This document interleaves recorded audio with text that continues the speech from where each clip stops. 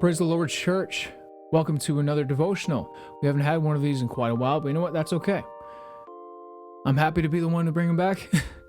um, Thankful for the Lord and all that He's done so far, especially with our fast.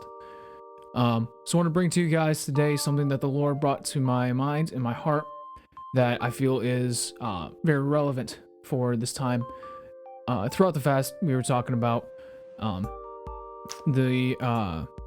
planting the seeds and reaching those souls that the Lord has for us, and reaping in that harvest that again God has prepared for us. And so I'm going to jump into that, and we'll see how it goes. So in 2 Kings chapter number 13, okay, the prophet Elisha was very, very sick. This would actually be the sickness that killed him.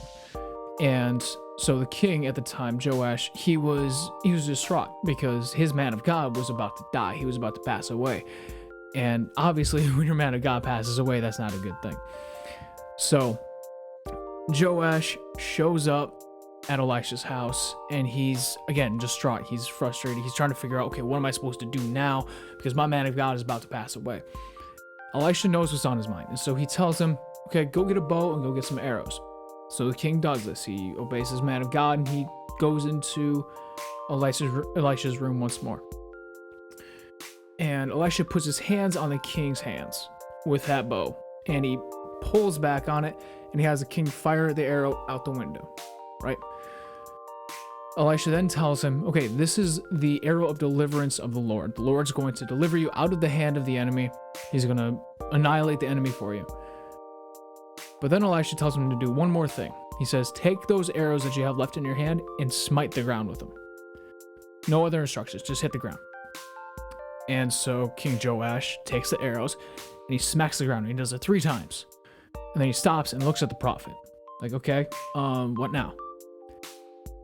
Elisha gets angry with him. Elisha gets very upset with him and says, what are you doing? You should have continued to hit the ground like 5 or 6 times. That way you would have completely destroyed them. But now you're just going to inconvenience them. There's going to be a little bit of an issue, and then they're just going to be right back to it. You're going to be right back at square one. It's not going to be good. Now, how does this tie in? I'll get to that in just a moment. In 2 Corinthians chapter 9, Paul's writing, and to give the gist of it, he says, what you sow, you're going to reap. Whatever you put in the field, you're going to get back. And I just want to encourage you guys today, because when you're planting the seeds of the word, when you're ministering, when you are witnessing to other people, you want to lay down as much seed as possible, because any farmer knows that if you take just 10 seeds of corn, right, and you lay it out in the field, you're not going to get an entire acre just from those 10 seeds. That's not how it works. You're not going to be like, oh Lord, bless this seed, and drop 2 or 3, and next thing you know, there's 6 acres popping up. That's not how it works. What you got to do is you got to put down as much seed as possible. You got to you're going to cover the ground with it. Now, we know from Jesus' parables that there are different types of ground. There's a stony ground, there's a thorny ground, there's the ground where the ground just didn't take the seed and the birds came and ate it, and then there's also the good ground. Obviously, we want the seeds to fall on good ground. We want the Lord to provide that good ground in the hearts of those that we're reaching for, and then turn those seeds that are in the good ground into a harvest. The less seeds that we distribute, okay, the less of a chance that we have on finding that good ground. If we are able to widely distribute and widely just spread as much of the word, as much around as possible, then the Lord's going to come through. He's going to give us more good ground. Because, yeah, okay, we're going to get rejected. There are going to be those that come to the church, they spring up, and then something happens and they die. They get offended. They decide to go after the things of this world, what have you, okay? It's going to happen. But the more seed that you sow, the more witnessing that you do, the more Bible studies that you teach, the more good ground you're going to get.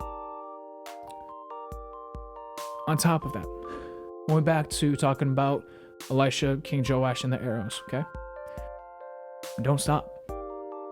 Don't stop. The enemy's going to tell you to stop because he wants you to say, oh, okay, this should be enough, No, keep going. Keep smacking those arrows on the ground. Keep fighting. keep going on, because the more that you can hit the enemy and bring souls in, the more damage it does to his kingdom and the more souls you bring in. It's a 2 and 2 thing. Fight the enemy, bring in souls.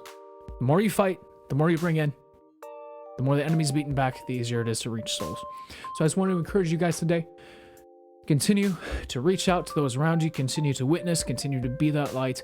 Continue to be that word. God bless you.